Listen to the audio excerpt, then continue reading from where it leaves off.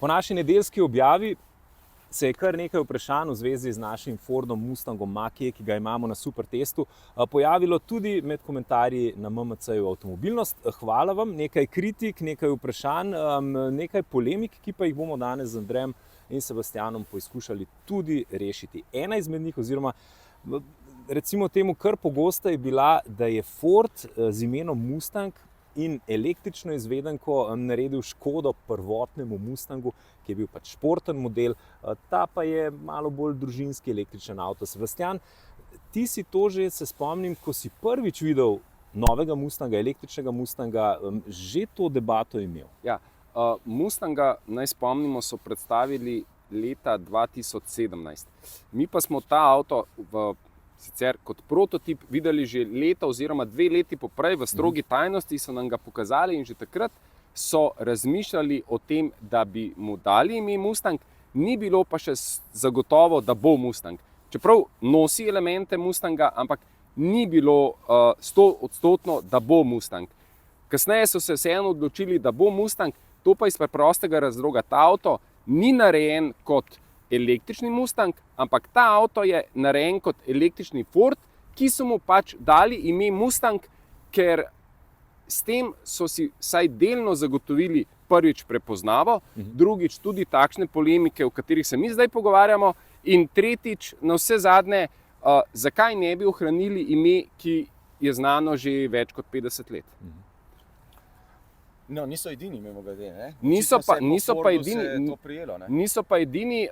Najnovejši primer, o katerem bomo prav kmalu govorili, pa smo tudi že 2 leti nazaj, se dogaja pri Renaultu. Renault Megane v električni različici nima prav nobene zveze z prejšnjim Meganom, takšnim, kot ga poznamo tudi na naših slovenskih cestah.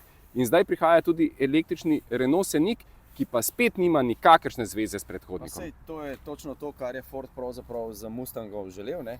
Tudi tako polemiko na MMC-ju, ker seveda je provokativno, ne? Ker je ime Mustang tako močno ime v avtomobilski industriji in seveda pooseblja športnost, svobodo gibanja in vse, ampak zdaj pri preklopu na električno mobilnost, ne, se je treba vendarle opreti še na tiste stare korenine, ne, saj to tudi predstavlja neke vrste svobodo, ampak tukaj pa pridemo do drugega vprašanja, ki smo ga ravno tako pričakovali. Saj za ime smo vedeli, da bo v MMC-ju se znašlo v komentarjih za vprašanje, zakaj pravzaprav pri takem družinskem športnem terencu v bistvu sploh ponujajo baterijo z osnovno kapaciteto, ne, se pravi 2 vrsti moči, ne, in zaloge energije.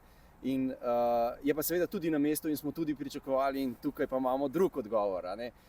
Ne smemo na Mustanga gledati kot na prvič, sploh ni tipičen avto. To je dizajnerski avto, družinski športni terenec, zelo dobro vodljiv, z res nekimi genskimi osnovami osnovnega Mustanga, ampak ne smemo gledati na njega skozi slovenske oči. To smo se zdaj, ko ga uporabljamo in se pogovarjamo tudi tako z ljudmi na cesti, najprej ugotovimo, da ga preveč ljudi gleda kot slovenski tipičen avto. To sploh ni slovenski tipičen avto, zato ker sodi v velika urbana mesta recimo, in Ford zelo dobro pozna svoje lastnike, ve, kako avto uporabljajo, in njihove analize skozi leta kažejo, da 95% ljudi ne naredi na dan več kot 80 km.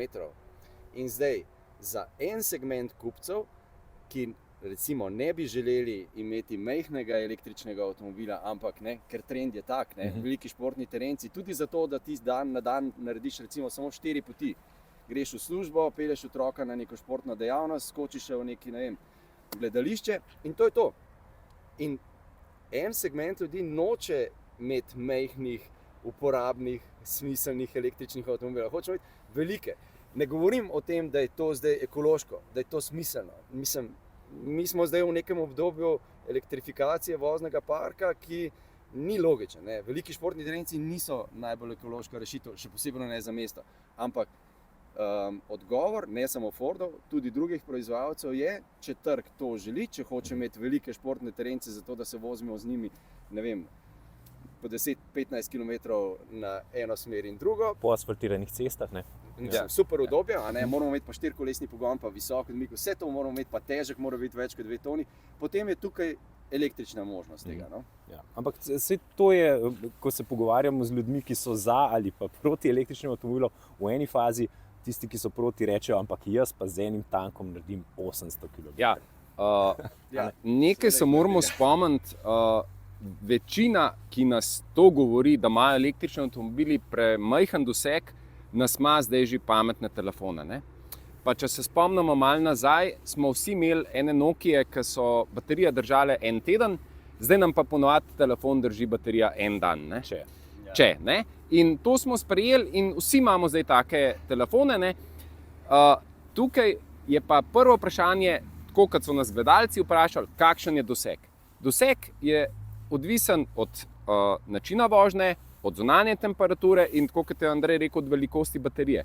Ampak sej, če je doseg, recimo pri nekaterih avtomobilih, ki že obljubljajo 500, 600, 700 km, tega se moramo zavedati, da tega dosega mi ne moramo doseči na avtocesti pri konstantni hitrosti 130, da bomo naredili 700 km. Nikoli.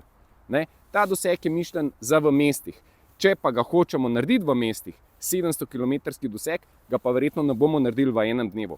Bomo zato rabili par dni, da jih na 700 km naredimo v mestu, to pa pomeni, da lahko čez noč baterijo polnimo in potem ne rabimo imeti 700 km dosega.